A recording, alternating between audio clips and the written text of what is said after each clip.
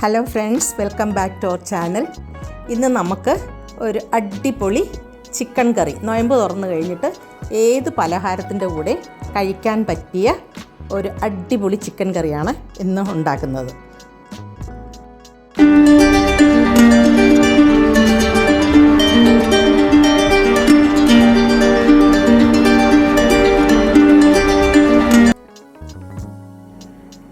ഞാനിവിടെ ആ കറി ഉണ്ടാക്കാൻ 1 കിലോ ചിക്കനാണ് എടുത്തേക്കുന്നത്.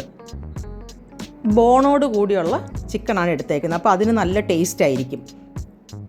എന്നിട്ട് ആദ്യം തന്നെ നമ്മൾ മുളക് പൊടി, കുരുമുളക് പൊടി, മഞ്ഞൾപ്പൊടി, തൈരും ഉപ്പ് ഇതെല്ലാം കൂടെ ചേർത്ത് നമ്മൾ മാരിനേറ്റ് ചെയ്ത്, ഞാൻ രാവിലെ ഒരു 8 മണിക്ക് ഞാൻ മാരിനേറ്റ് ചെയ്ത് വെച്ചിട്ട് ഉച്ചയ്ക്ക് ഒരു 2 മണിക്കാണ് ഞാൻ കറി വെച്ചത്. അപ്പോൾ എത്രയും നമ്മൾ പുരട്ടി വെക്കുന്നോ അത്രയും ടേസ്റ്റ് ആയിരിക്കും. എന്നിട്ട് ഞാൻ ആദ്യം ഫ്രൈ ചെയ്തു.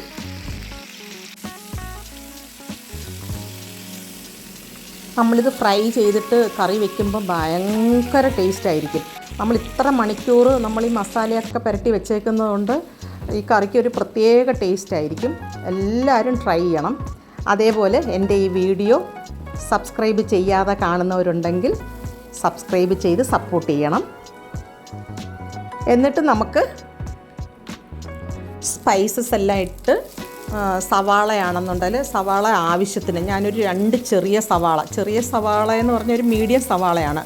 1 കിലോ ചിക്കൻ ഉണ്ടായിരുന്നല്ലോ, അപ്പോൾ അതിനനുസരിച്ച് സവാള എടുത്ത് അത് നല്ല വഴണ്ട് വന്നപ്പം ഇഞ്ചിയും വെളുത്തുള്ളിയും കൂടെ ഇട്ട് നല്ല വഴളണം. ഈ കറിക്കാണെന്നുണ്ടെങ്കിൽ സവാളയാണെങ്കിലും വെളുത്തുള്ളി ഇഞ്ചിയൊക്കെ ആണെങ്കിൽ നല്ല വഴളണം, എന്നാലേ അതിന് ടേസ്റ്റ് ഉള്ളൂ. അത് വഴണ്ട് വരുമ്പോൾ ഞാൻ തക്കാളിയും കൂടെ ഇട്ട് കൊടുത്തു. ഒരു വലിയൊരു തക്കാളിയാണ് ഇട്ട് കൊടുത്തത്. കൂടുതൽ തക്കാളി ഇടുകയും ചെയ്യരുത്. തക്കാളി കൂടുതൽ ഇട്ട് കഴിഞ്ഞാൽ ഒരു മധുരിക്കുന്ന ഒരു ടേസ്റ്റ് വരും ഈ കറിക്ക്. അതുകൊണ്ട് ആവശ്യത്തിനുള്ളത് മാത്രമേ ഇടാവൂ.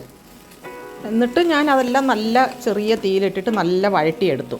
അതിൻ്റെ കൂടെ 2 പച്ചമുളകും ഇട്ട് കൊടുത്തു. നമ്മളാണെന്നുണ്ടെങ്കിൽ എരിക്കാണെങ്കിൽ ആദ്യം മുളകും കുരുമുളകും കൂടി ഇട്ടാണ് അത് ഫ്രൈ ചെയ്തെടുത്തത്.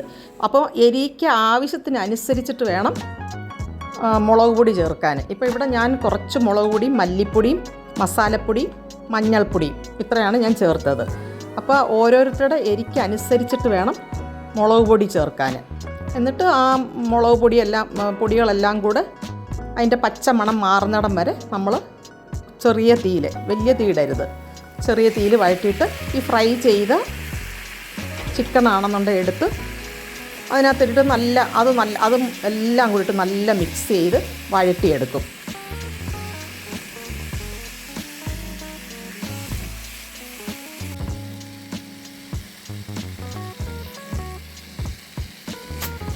നല്ല വഴണ്ട് വന്നപ്പം ഞാൻ ചൂടുവെള്ളമാണ് ഒഴിച്ചത്. പച്ചവെള്ളം ഒഴിക്കല്ലേ, ചൂടുവെള്ളം വേണം ഒഴിക്കാൻ. ആവശ്യത്തിനനുസരിച്ച് നമ്മൾക്ക് കറി എത്രയും വേണം എന്ന അനുസരിച്ച് ചൂടുവെള്ളം ഒഴിച്ചു കൊടുത്ത് അതിൻ്റെ കൂടെ ലാസ്റ്റ് കുറച്ച് മല്ലിയിലയും കൂടെ ഞാൻ ഇട്ട് കൊടുത്തു. അപ്പോൾ മല്ലിയിലയും കൂടി അതിൻ്റെ കൂടെ വേവുമ്പം അതും ഒരു നല്ലൊരു ടേസ്റ്റ് ആയിരിക്കും. എന്നിട്ട് ഞാൻ ചെറിയ തീയിൽ ഒരു 15 മിനിറ്റോളം ഞാൻ ചെറിയ തീയിൽ അടച്ചു വെച്ച് വേവിച്ചു. ഒന്നുകൂടെ ഞാൻ വേവിച്ച് നല്ല പറ്റി. അതെന്ത് നല്ല മണവും ഇതൊക്കെ ആയിരുന്നു അറിയാം. നല്ല ടേസ്റ്റും ആയിരുന്നു. ആവശ്യത്തിന് പിന്നെ ലാസ്റ്റ് കുറച്ച് ഉപ്പിൻ്റെ കുറവുണ്ടായിരുന്നു. ആവശ്യത്തിന് ഉപ്പും എല്ലാം ഇട്ട് കൊടുത്തായിരുന്നു. അപ്പോൾ നമ്മുടെ കറി ഇവിടെ റെഡി ആയിട്ടുണ്ട്.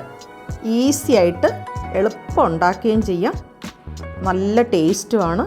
നമുക്ക് നൊയമ്പൊക്കെ തുറന്നു കഴിഞ്ഞിട്ട് പലഹാരത്തിൻ്റെ കൂടെയൊക്കെ കഴിക്കാൻ പറ്റിയ ഒരു കറിയാണ്. എല്ലാവരും ഇത് ട്രൈ ചെയ്യുക. അപ്പോൾ അടുത്ത ഒരു വീഡിയോ ആയിട്ട് വരുന്നത് വരെ ബൈ.